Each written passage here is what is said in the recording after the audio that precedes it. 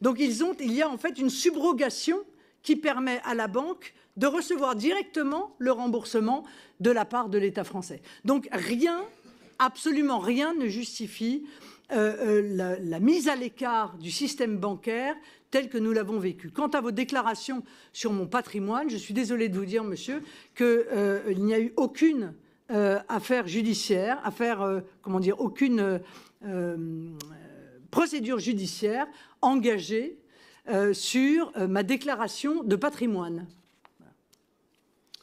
Très bien. Pour revenir sur la Crimée, nous avons appris que votre conseiller aux affaires internationales, M. Aymeric Chaufrade, s'était rendu sur le territoire russe comme observateur du référendum. Donc vous aviez, à l'époque, et comme vous nous l'avez confirmé, que le résultat du référendum était sans contestation possible. Et 6 mois plus tard, vous obtenez ce fameux prêt de 9 millions d'euros. Est-ce que vous ne pensez pas que nous puissions trouver qu'il y a un lien entre ces deux événements? Non.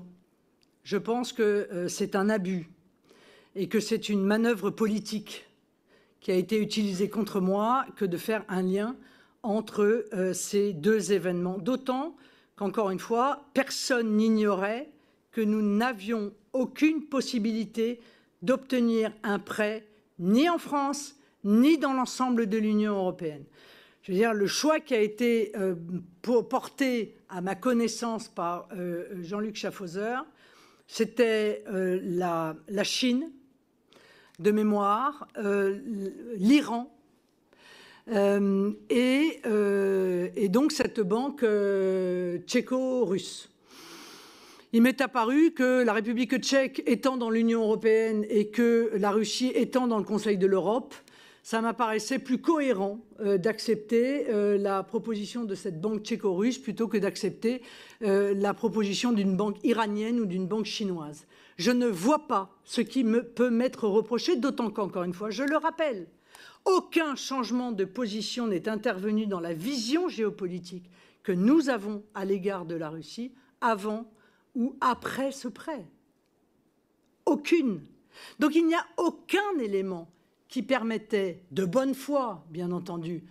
Je sais qu'en matière politique, quand vous avez des adversaires politiques qui ne sont pas toujours de bonne foi, j'entends bien, mais aucun élément ne permettait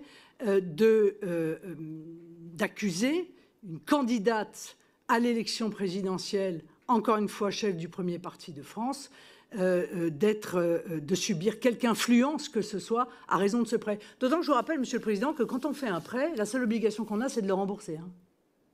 C'est tout. Voilà, c'est rembourser son prêt.